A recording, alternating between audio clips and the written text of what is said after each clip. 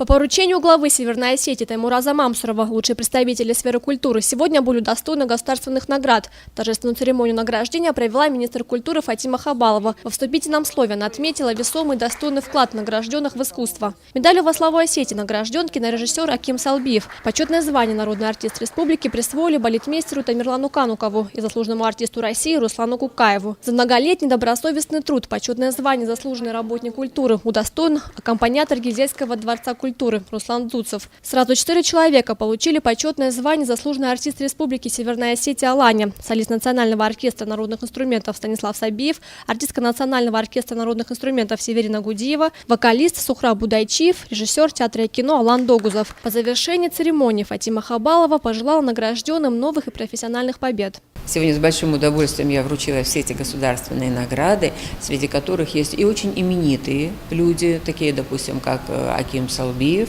и есть еще совершенно молодые, для которых это является своеобразным авансом. Пользуясь случаем, хочу поздравить всех с наступающими праздниками. Пусть над нами всегда будет мирное небо, и пусть всегда у нас будет больше поводов собирать наших коллег на такие приятные мероприятия.